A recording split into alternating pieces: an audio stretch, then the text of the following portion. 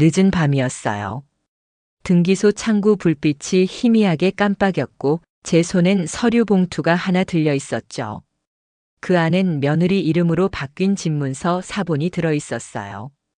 도대체 언제 어떻게 이런 일이 생긴 걸까요? 손끝이 떨려서 봉투를 꽉 쥐었어요. 눈앞이 어지럽고 숨이 막혔어요. 그런데 이상하게도 머릿속에 며느리의 웃음소리가 들렸어요. 어머니, 이젠 편하게 사세요. 그 말이 이렇게 무서울 줄은 몰랐어요. 편하라던 그 말이 내 자리를 조금씩 밀어내고 있었던 거예요. 집으로 돌아가는 길에 생각했어요. 나는 언제부터 내 집에서 손님이 된 걸까?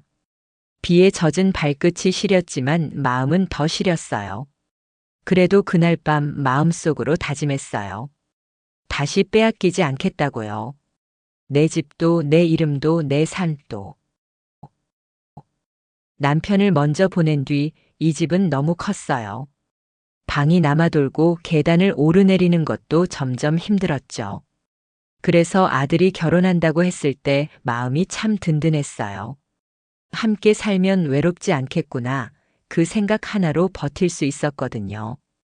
결혼 전부터 준비가 분주했어요. 2층을 새로 손보느라 리모델링 비용만 5천만 원이 들었죠. 화장실도 새로 만들고 작은 주방도 따로 냈어요. 아들 내외가 편하게 살 수 있게 정말 정성을 다했어요. 며느리 수지는 처음엔 참 다정했어요. 어머니, 무거운 거 드시지 마세요. 어머니 음식이 제일 맛있어요. 그런 말 한마디에 마음이 녹았죠. 명절이면 같이 제사 음식을 준비했고 내가 아플 땐 병원까지 직접 데려다 주곤 했어요. 그때까진 정말 행복했어요. 누군가와 함께 산다는 게 이런 거구나 싶었어요. 그런데 언제부터인가 조금씩 달라졌어요. 수진이 집안의 작은 것들을 하나둘 바꾸기 시작했어요. 거실 소파를 새 걸로 바꾸자길래 좋다고 했죠. 낡은 것보다 새 게 보기 좋으니까요. 현관 신발장도 바꾸자길래 또 좋다고 했어요. 며느리가 살림을 꾸려가는 게 당연하다 생각했거든요. 하지만 그 다음부터는 뭔가 이상했어요. 보일러 교체 시기가 됐다며 자기가 알아본다고 했어요. 고맙다고 했죠.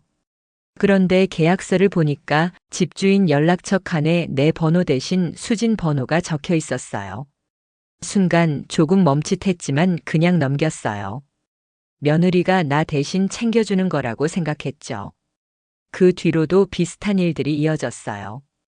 공과금 고지서가 오면 수진이 먼저 열어봤고 수리업체도 자기가 불러 처리했어요. 나는 그저 편히 쉬세요. 어머니 하는 말에 기대었죠. 정말 편했어요. 솔직히 나이 들면 귀찮잖아요. 복잡한 일 대신해 주니까 고마웠어요. 그런데 어느 날 문득 내 목소리가 작아진 걸 느꼈어요. 이 집에서 뭔가를 결정할 때마다 내 말보다 며느리 말이 더 힘을 가지게 된 거예요. 어느 저녁이었어요. TV를 보는데 수진이 2층에서 내려왔어요. 어머니, 이제 집 관리는 저희가 다 맡을게요. 그 말이 참 묘했어요. 편히 지내시라는 말 같았지만 왠지 모를 불안이 가슴 밑에서 올라왔죠. 무슨 관리냐고 물었어요. 수지는 웃으면서 대답했어요. 재산세, 종부세, 집보험, 수리 같은 거요. 어머니 연세도 있으니까 이제 미리 준비하자는 거예요.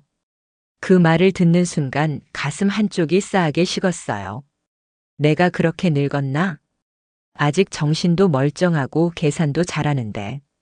벌써 나를 실수할 사람으로 보는 걸까? 그래도 웃었어요. 그래, 고맙다. 그렇게 말했죠. 며느리가 걱정해서 하는 말이라 생각하려고요. 하지만 그날 밤 잠이 오지 않았어요. 이불 속에서 뒤척이는데 2층에서 아들 내외의 목소리가 들렸어요. 잘 들리진 않았지만 집명에 나중이라는 단어가 들렸어요. 심장이 쿵 내려앉았죠. 괜히 귀를 막았어요. 듣고 싶지 않았어요. 다음 날부터는 수진을 유심히 보게 됐어요. 아침마다 과일을 깎아주고 외출할 땐 조심하라고 말했죠. 겉으론 다정했지만 그 모든 게 이제는 낯설게 느껴졌어요. 진짜일까, 가짜일까? 내게 잘해주는 이유가 정말 마음에서일까? 아니면 다른 계산이 있는 걸까? 며칠 뒤 아들이 출근하고 나서 수진이 식탁 위에 놓고 간 우편물 한 통을 봤어요. 등기 표시가 찍혀 있었죠. 내 이름으로 온 우편이었는데 보낸 사람 칸엔 낯선 이름이 적혀 있었어요. 그날은 이상하게 그 봉투를 열 용기가 나지 않았어요. 괜히 나쁜 예감이 들었거든요. 그래서 그냥 서랍 안에 넣어뒀어요. 하지만 그날부터 계속 마음이 불편했어요. 자꾸만 그 등기 봉투가 머릿속을 맴돌았죠. 그날 밤 잠결에 이런 생각이 들었어요. 혹시 내가 모르는 사이에 뭔가가 내 손을 떠나버린 건 아닐까? 그때는 몰랐어요. 그 우편 한 통이 이 집의 균열을 드러내는 시작이 될 줄은요. 며칠 동안 그 등기 봉투가 머릿속을 떠나지 않았어요. 서랍 안에 넣어뒀는데도 자꾸만 눈에 밟히는 거예요. 그냥 공과금 고지서겠지 하면서도 왠지 모르게 불안했어요. 결국 그날 아침에 봉투를 꺼냈어요. 손끝이 떨리더군요. 조심스럽게 봉투를 열어봤어요. 안에는 등기열람 안내서라는 종이가 들어있었어요. 명의 변경 요청 접수라는 문구가 눈에 들어왔죠. 순간 머리가 멍해졌어요. 내가 그런 걸 요청한 적이 없는데요. 발신인엔 며느리 이름이 적혀 있었어요. 수진. 그 이름을 보는 순간 손끝이 차가워졌어요. 그럴 리가 없지. 입안에서 중얼거렸어요. 며느리가 왜 이런 걸 보냈을까? 어쩌면 단순한 행정착오일 수도 있다고 스스로를 설득했어요. 하지만 마음 한켠이 이상하게 뒤틀렸어요. 그날 저녁 식탁 위에 앉아 있는데 수진이 내려왔어요. 평소처럼 웃으며 물었어요. 저녁 드셨냐고 반찬 더 데워드릴까요? 하면서. 그런데 그 웃음이 이상하게 낯설게 느껴졌어요. 그 말 한마디 한마디가 내 귀에선 엇나가 들렸어요. 며느리가 모를 리가 없는데 속으로 몇 번을 되뇌었어요. 그날 밤 수진 방 앞에서 한참을 서 있었어요. 문틈으로 불빛이 새어나오고 있었죠. 조용히 다가가 문손잡이를 잡았는데 심장이 너무 세게 뛰어서 금방 손을 놓았어요. 그냥 돌아서려는데 그때였어요. 방 안에서 바스락거리는 소리와 함께 서류 넘기는 소리가 들렸어요. 그 소리가 이상하게도 내 이름을 부르는 것 같았어요. 다음 날 아침 수진이 외출한 뒤 몰래 방에 들어갔어요. 책상 위엔 깔끔하게 정리된 서류철이 놓여 있었어요. 손이 떨렸지만 천천히 한 장씩 넘겨봤죠. 보험 서류, 공과금 납부 내역, 그리고 인감증명서 복사본. 분명 내 이름, 내 도장이 찍혀 있었어요. 그 밑에 작게 쓰인 글씨가 눈에 들어왔어요. 소유권 이전 동의서 첨부. 눈앞이 하얘졌어요. 도대체 이게 뭐지? 나는 그런 서류에 서명한 적이 없는데. 언제 어떻게 이런 게 생긴 걸까? 손끝에서 힘이 빠졌어요. 서류가 바닥에 떨어졌는데도 몸이 움직이질 않았어요. 그때 문 밖에서 발소리가 들렸어요. 수진이 돌아온 거예요. 급히 서류를 제자리에 넣고 아무 일 없다는 듯 거실로 나왔죠. 그녀가 웃으며 말했어요. 어머니, 어디 다녀오셨어요? 그 말에 목이 탔지만 웃으며 대답했어요. 그냥 동네 한 바퀴 돌았어. 그날 저녁 밥을 먹는데 수진이 휴대폰으로 무언가를 확인하더군요. 살짝 보니 부동산 등기열람이라는 문자가 잠깐 떴어요. 눈을 의심했어요. 하지만 그 순간 그녀가 휴대폰을 내려놓으며 말했죠. 어머니, 요즘 날씨가 쌀쌀하니까 감기 조심하세요. 나는 웃지 못했어요. 웃는 얼굴을 보면서도 그 뒤에 숨은 생각을 읽어내고 싶었어요. 그날 밤 혼자 거실에 앉아 있었어요. 아들 내외의 웃음소리가 2층에서 희미하게 들렸죠. 그런데 그 소리가 왜 이렇게 멀게 느껴질까요? 같은 집에 있는데 나는 마치 벽 너머 세상에 있는 사람 같았어요. 그때 문득 떠올랐어요. 며칠 전 수진이 나에게 건넸던 그 종이 한 장. 보험갱신이라며 서명해달라던 서류였어요. 그걸 건네받을 때 내 이름이 이미 인쇄되어 있었죠. 나는 대충 보고 그냥 사인했어요. 그게 그날이었을까요? 그때였을까요? 그 생각이 스치자 등줄기가 서늘해졌어요. 혹시 그게 이 집과 관련된 서류였던 걸까? 설마라는 말이 떠올랐지만 이젠 그 설마가 제일 무서워졌어요. 그날 이후 나는 수진의 눈빛 하나, 말투 하나에도 긴장했어요. 그녀가 웃으면 왜 웃는 걸까? 차를 내오면 왜 지금인 걸까? 내가 너무 예민한 걸까? 아니면 이미 뭔가 잘못된 걸까? 며칠 뒤 전화 한 통이 걸려왔어요. 낯선 번호였어요. 받을까 말까 망설이다가 전화를 받았죠. 어머님, 혹시 순정님 맞으시죠? 법률사무소인데요.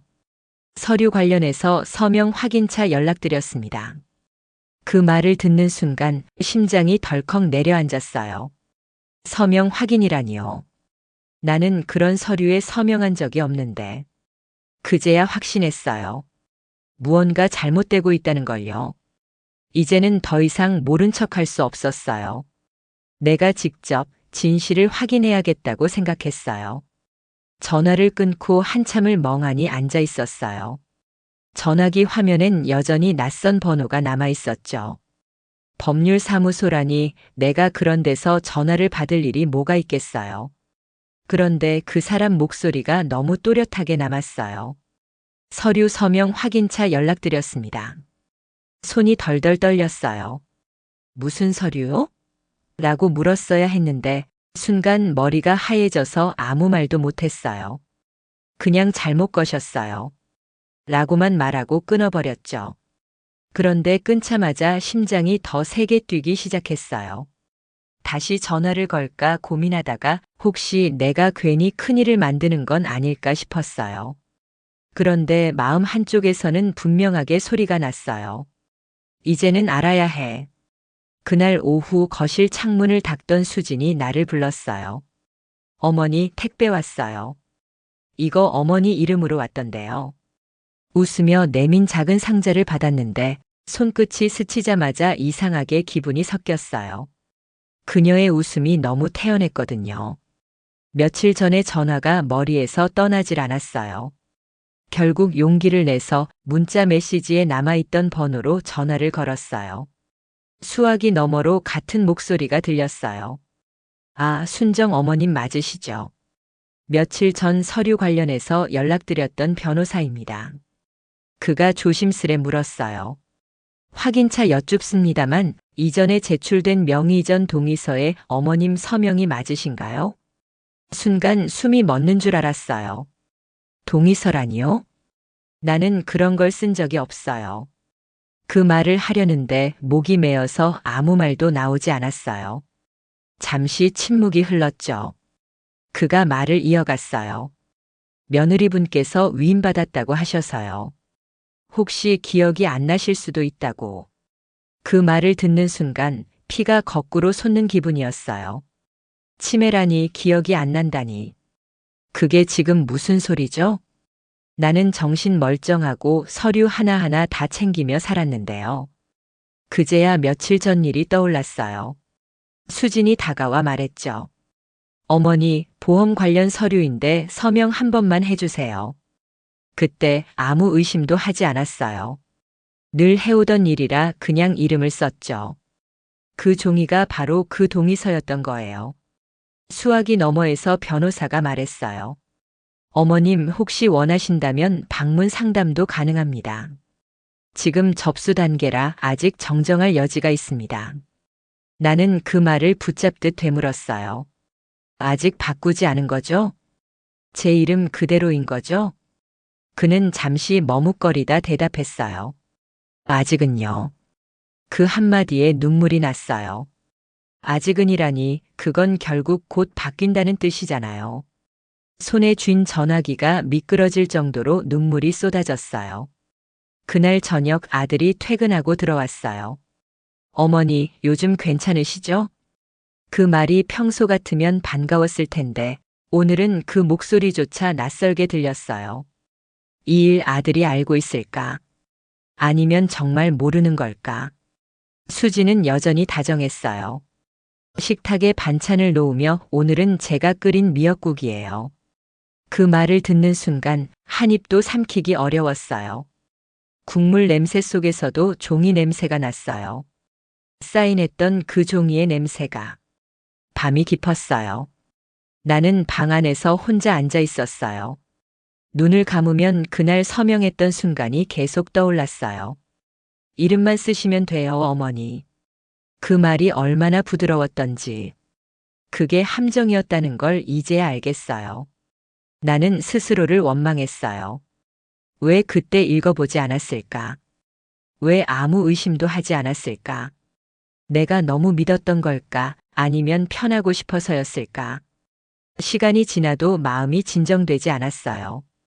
이대로 가만히 있으면 내 이름이 내 집에서 사라질지도 모른다는 생각이 들었어요. 무섭고 또 분했어요. 그날 밤 서랍에서 인감 도장과 증명서를 꺼냈어요. 그리고 스스로에게 말했어요. 이젠 내가 지켜야 해.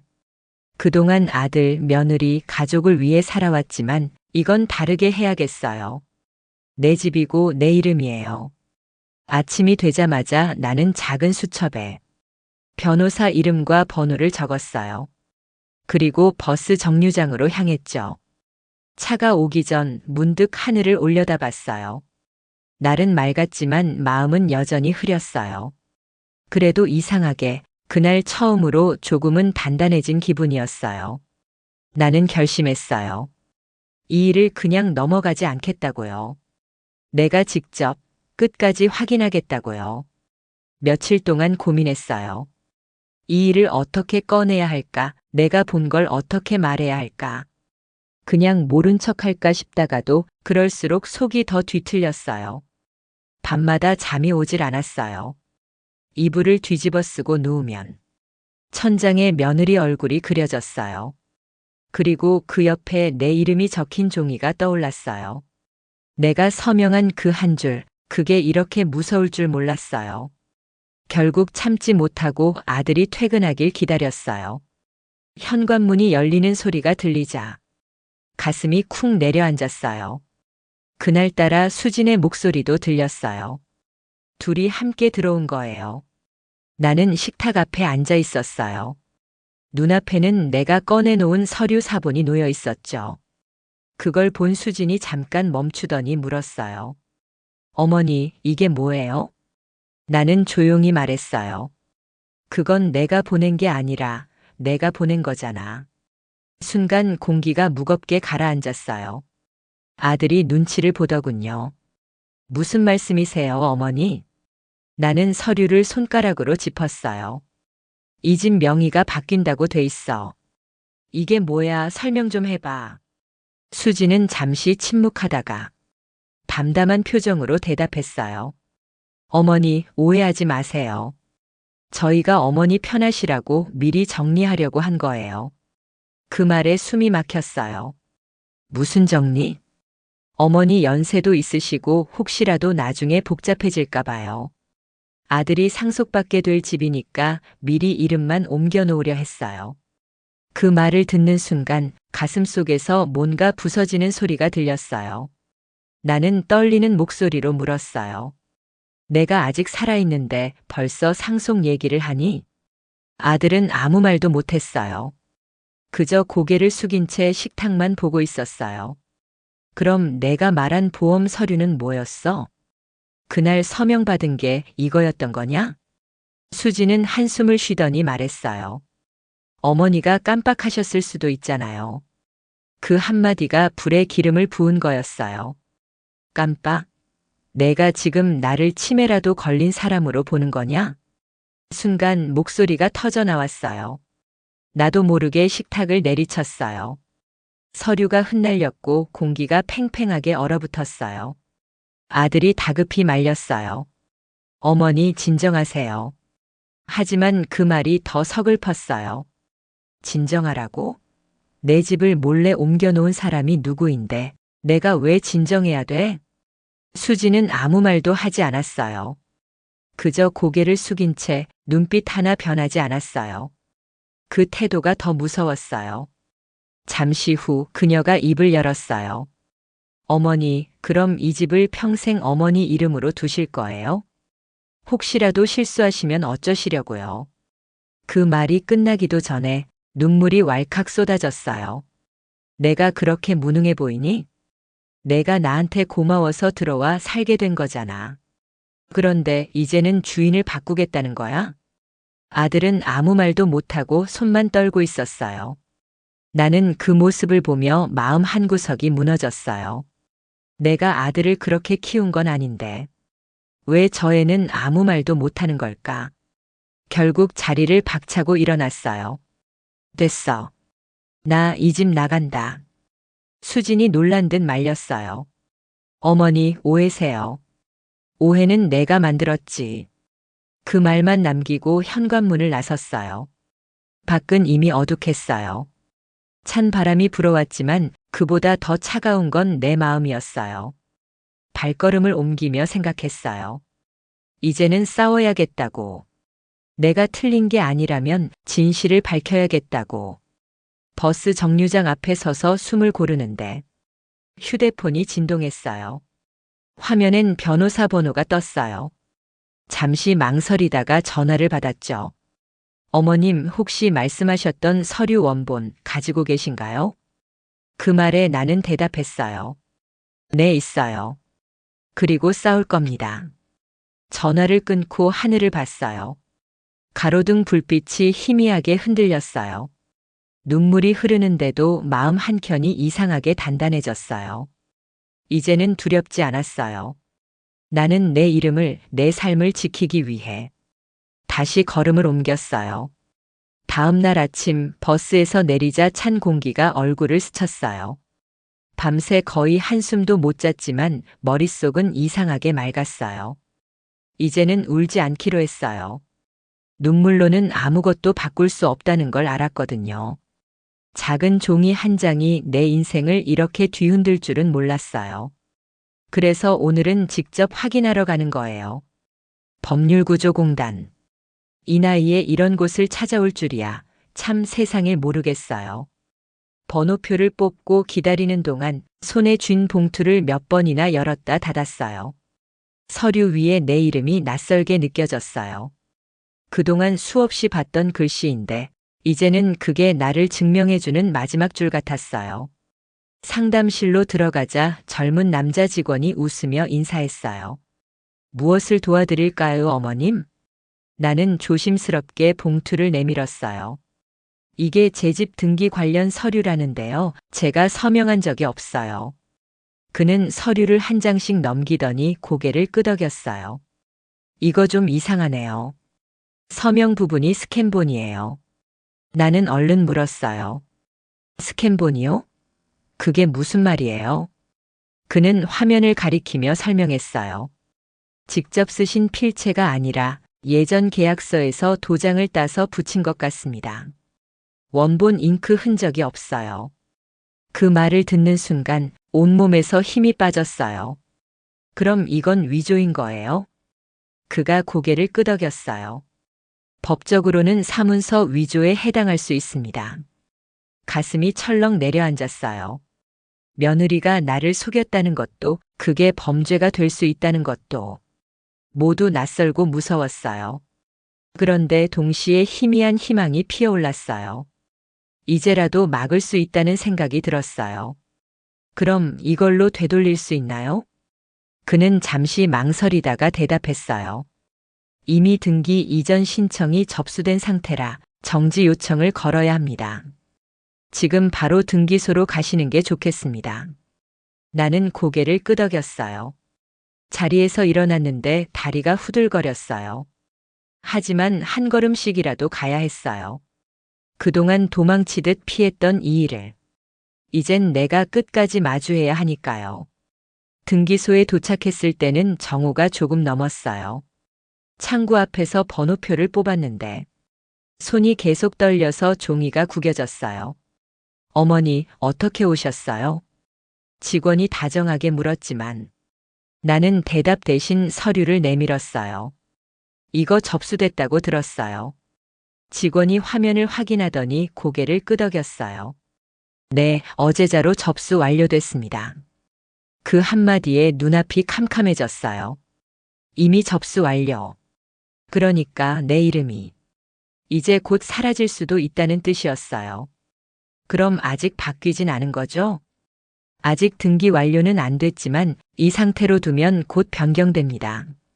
그 말을 듣자 눈물이 났어요.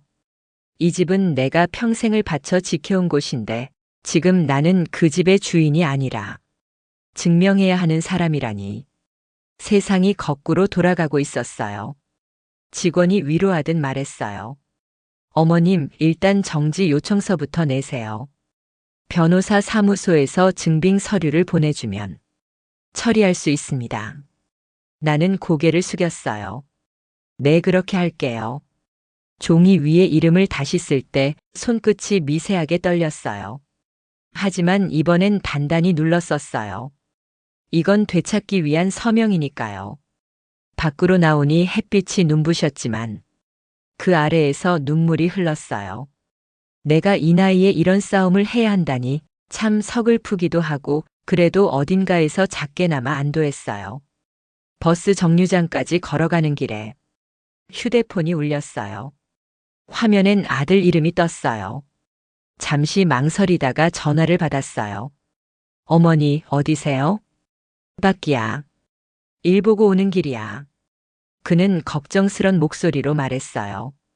어머니, 수진이 많이 놀랐어요. 괜히 오해하신 것 같아서. 그 말을 듣는 순간 속이 뒤집히는 듯 했어요. 오해라니. 아들이 아직도 모르고 있었어요. 그래, 알았어. 나중에 얘기하자. 나는 그렇게 말하고 전화를 끊었어요. 더는 설명하고 싶지 않았어요. 이제 말로는 바뀌지 않을 거니까요. 버스 창밖으로 스치는 풍경이 흐릿하게 보였어요. 하지만 내 마음은 점점 또렷해졌어요. 이건 단순한 가족 싸움이 아니에요. 내 이름, 내 인생이 걸린 일이에요. 그래서 마음속으로 중얼거렸어요. 끝까지 가보자. 이제는 두렵지 않았어요.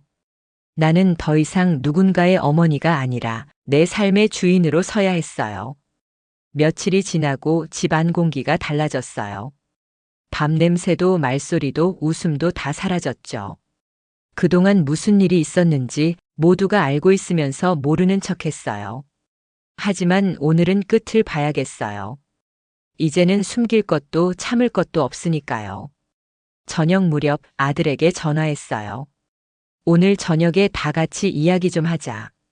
목소리가 떨리지 않게 애써 담담하게 말했어요. 그 애가 뭐라 대답했는지는 기억이 잘 안 나요. 그저 잠시 후 현관문 열리는 소리가 들렸어요. 발소리 2개.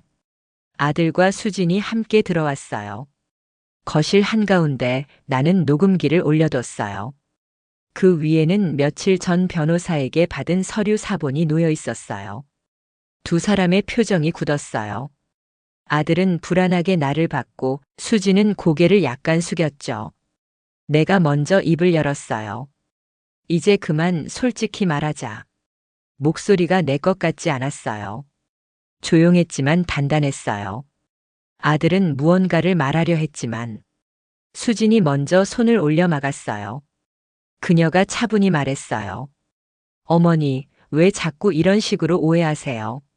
나는 대답 대신 녹음기의 버튼을 눌렀어요. 들어봐. 잠시 후 스피커에서 익숙한 목소리가 흘러나왔어요. 보험 서류예요, 어머니. 그냥 이름만 써주세요. 그 다음엔 내 목소리. 그래, 알았어. 그리고 종이를 넘기는 소리. 그 뒤로 며느리의 낮은 웃음. 모든 게 그대로 녹음돼 있었어요. 수진의 얼굴이 하얗게 질렸어요. 아들은 고개를 숙인 채 아무 말도 못했어요. 잠시 침묵이 흘렀죠. 그녀가 떨리는 목소리로 물었어요. 이걸 어디서 구하셨어요? 나는 담담하게 대답했어요. 그날 내가 내 방에서 서류 챙길 때 녹음이 자동으로 켜져 있었어. 그녀는 입술을 깨물었어요. 그게 전부는 아니에요. 그럼 뭐가 더 있어?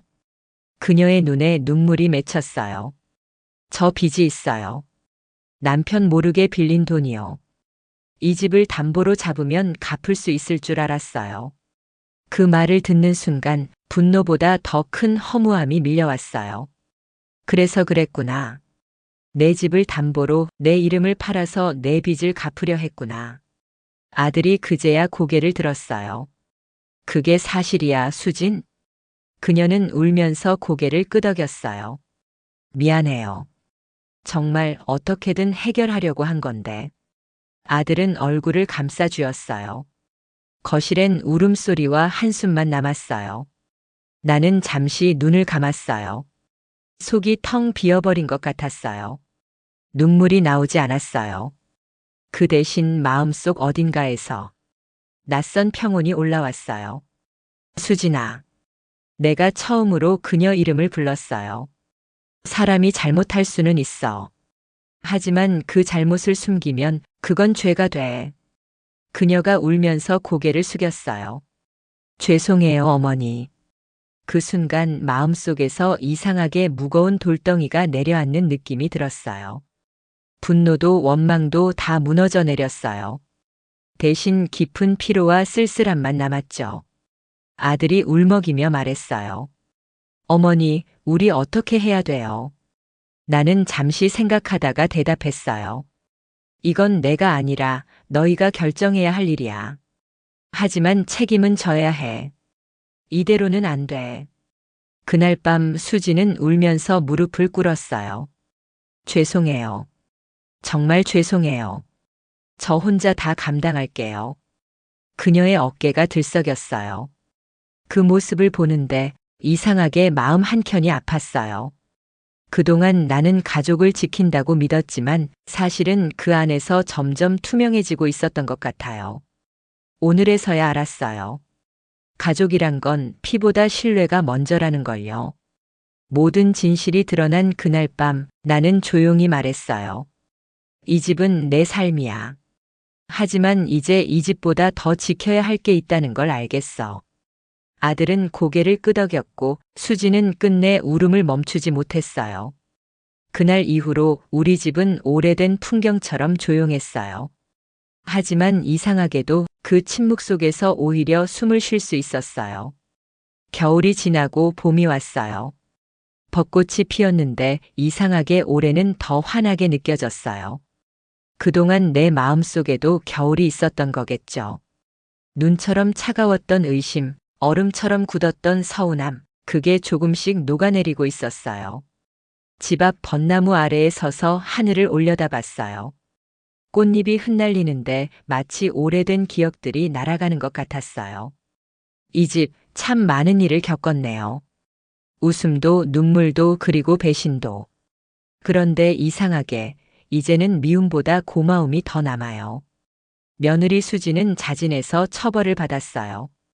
그 일로 모든 게 끝났다고 생각했지만 인생은 그런 식으로 쉽게 끝나지 않더군요. 시간이 흘러도 마음의 상처는 바로 아물지 않았어요. 하지만 그 상처가 나를 조금 더 단단하게 만들었어요. 아들은 집으로 돌아왔어요. 이제 다시 함께 살아요. 아침마다 어머니 커피 드세요. 그 목소리가 예전보다 조금 더 낮고 조심스러워요. 서로에게 상처를 남긴 만큼 다시 다가가려면 시간이 필요하겠죠. 그날 밤 이후로 나는 내 안의 문을 닫지 않았어요. 누군가를 미워하는 대신 나를 지키는 법을 배웠어요. 그게 나에게 주어진 두 번째 인생 같아요. 요즘은 작은 노트를 하나 써요.